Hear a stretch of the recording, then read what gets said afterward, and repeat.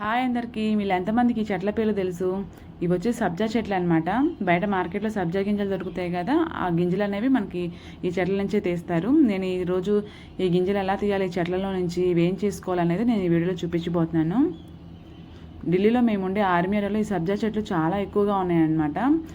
చిన్నప్పుడు మా పొలంలో గట్ల మీద ఎక్కువగా ఉండేవి. అప్పుడు చూసింది మళ్ళీ కూడాను ఇప్పుడు చూస్తున్నాను. నిజంగా ఈ రోజుల్లో కూడాను ఈ సబ్జా చెట్లు చూడడం షాకింగ్గా ఉంది. నాకైతే చాలా రేర్గా కనిపిస్తాయి ఇవి. సో సబ్జా చెట్ల నుంచి కంకులు పీకేసి గింజలు తాగుతామనేసి వచ్చామన్నమాట నేను మా అమ్మాయి. ఈ చెట్ల నుంచి కంకులు పీకుతుంటే ఆ వాసన ఉండిద్దండి, ఏ పర్ఫ్యూమ్ కూడా పనికిరాదు, అంత బాగుండేది వాసన కూడాను. మా అమ్మాయిని కంకులు పీకమంటే సగం పచ్చి సగం ఎండిపోయినాయి పీకింది. అయినా ఈ ఢిల్లీలో ఎండకి ఎంత పచ్చి పీకినా కానీ ఒక రోజులోనే ఎండిపోద్ది, అలా ఉందన్నమాట ఎండ కూడాను. చూడండి అసలు ఎంత భయంకరంగా ఉందో ఎండ. టమాటాలు చూసారా, మా పక్కింటి వాళ్ళు ఎంత బాగా వేసారో. వీళ్ళు మార్కెట్ల నుంచి కొనక్కర్లేదు, మార్కెట్ వాళ్ళకి అమ్మేయచ్చు, అన్నీ ఉన్నాయి టమాటాలు గుత్తులు గుత్తులుగా.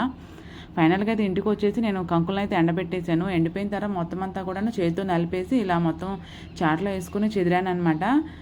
చాలా టైమే పట్టింది కొంచెం గింజలు రావడానికి. అన్ని కంకులకు గాను కొన్ని గింజలే వచ్చాయి. ఇప్పుడు ఎలా చేసుకోవాలో ఎలా తాగాలని చూపించబోతున్నాను. ఒక స్పూన్ సబ్జా గింజలు తీసుకోండి, అవి ఒక గ్లాస్లో పోసుకొని అవి మునిగే వరకు నిండా నీళ్లు పోసుకోవాలి. ఈ కనీసం ఒక అరగంట అయినాగా నానబెట్టుకోవాలి.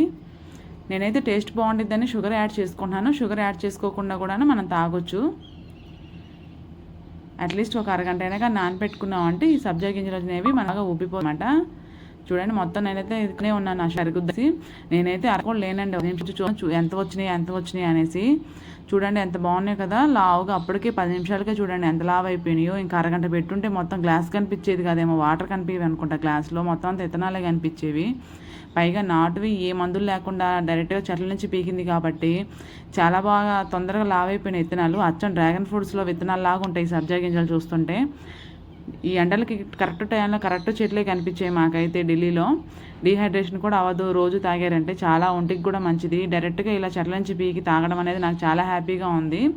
ఢిల్లీలో మేము ఉండే ఆర్మీలో అన్నీ ఉపయోగపడే ఉన్నాయండి. నేను అన్ని వీడియోస్లో అవి చూపిస్తూనే ఉంటాను. Please subscribe my channel.